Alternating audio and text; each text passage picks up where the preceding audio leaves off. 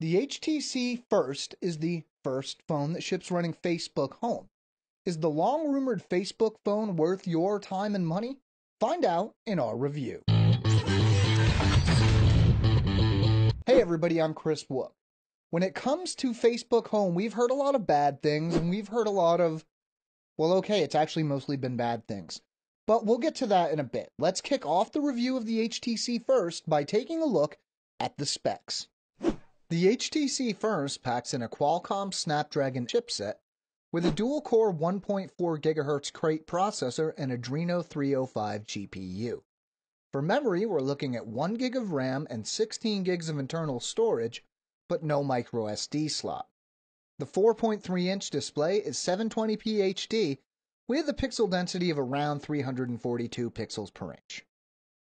The primary rear-facing camera is 5 megapixels with 1080p video capture, and the front-facing camera is 1.6 megapixels. Providing the power is a 2000 mAh battery. HTC is known for build quality, and while this isn't as solid as the flagship HTC One, it doesn't feel cheaply built either. The back and sides have a grippy feel, making you less likely to drop this in the middle of a call. The HTC First comes in a variety of colors, from red like our review unit to white, black, or blue.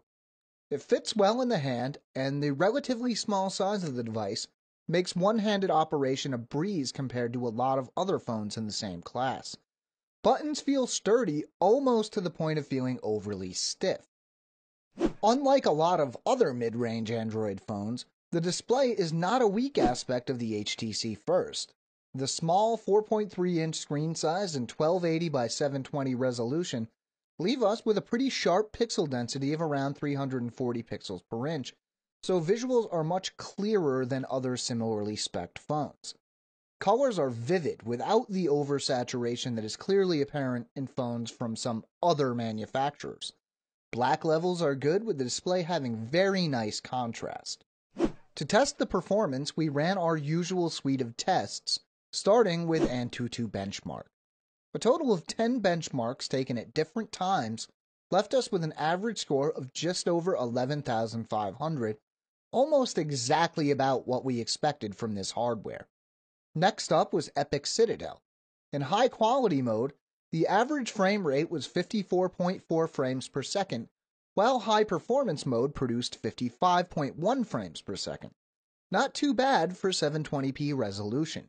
In real-world use, the phone never felt slow, but obviously didn't feel as blazing fast as a high-end phone would.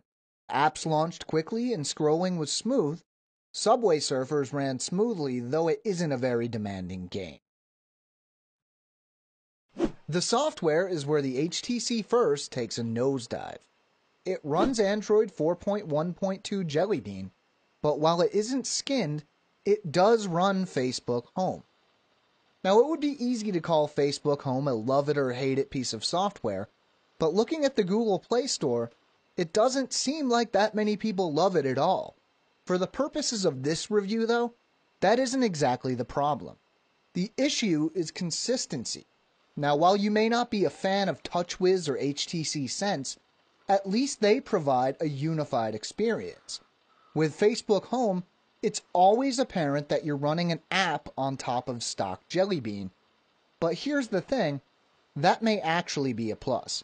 See, you can simply turn off Facebook Home and suddenly you'll find yourself greeted with a phone that is running stock Android. No, it's not a Nexus, and you probably won't see frequent updates, but it is a surprising bonus.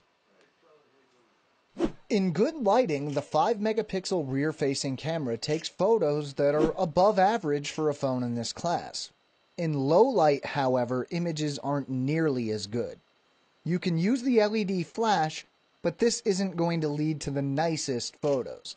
The front-facing camera has the same issue, but with fewer pixels. The 1080p video capture is unremarkable. While it will capture whatever you point it at, the videos tend to be on the shaky side, and low-light performance is just as poor as it is for still images. Having said that, for a mid-range phone, it's still not that bad.